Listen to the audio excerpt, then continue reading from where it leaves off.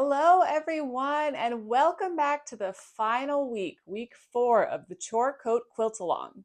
If you're new here, my name is Casey. My company is Wellspring Designs, and this is my quilted chore coat pattern that we've been walking through for the last 4 weeks to make your own version of this beautiful quilted chore coat.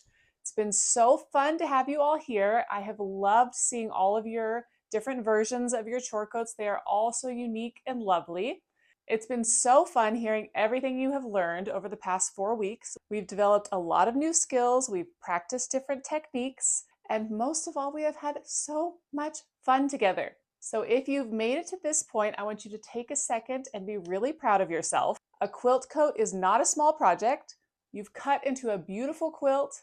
You've assembled pockets, you've done bias tape, you've made a collar, and now we are finishing strong. This week is all about bringing everything together and making it officially wearable. We're going to start by sewing our final side seams, as you can see that I've done here. Finish them according to your preferred finish, whether it be binding or I stitched mine open, like I've showed you in a previous video, and trimmed that seam allowance. A little tip, I recommend starting at the cuff and sewing down to the hem. If there's any misalignment, it can be corrected along the hem before your turn under finish. If you start at the hem and sew up, you risk having a misalignment in your final cuff. Next, we'll finish the bottom with a turn under hem.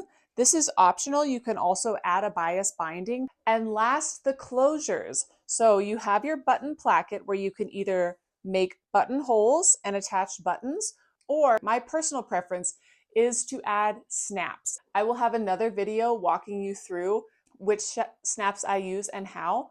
Personally, I have wrestled many a quilt coat through my button foot, and it can be extremely frustrating.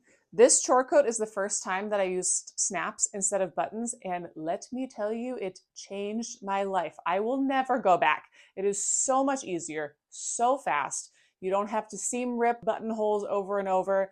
You don't have to wrestle with the thickness of the fabric. Let me save you the heartache that I personally experienced and recommend that you use snaps on this coat. Once your closures are in, that's it. Your coat is done. I want to take a moment and tell you how proud I am of this community, watching all of your photos and your comments on what you're learning, your fabric choices, your creativity. It's just been the highlight of the quilt along for me. If you've finished your coat, when you finish, please share it on Instagram and tag me at wellspringdesigns_co so that I can see it and I can share your beautiful work as well. I just love seeing them out in the world being styled and loved and worn. Before we wrap up, it's time to announce our final giveaway winner for this fun bundle of fabric. The final winner is Susan Pritchard. She commented on the week 3 YouTube video how much she liked the method of stitching your seam allowance open and trimming the excess as a way of finishing those internal seams. Susan, shoot me an email with your address and I will get this beautiful fabric from my Let's Wander collection with Riley Blake sent out to you as soon as possible. You guys can find this in your local quilt shops. If you can't, you can always request that they begin carrying it. If you're new here and you found me through the Quilt Along, welcome.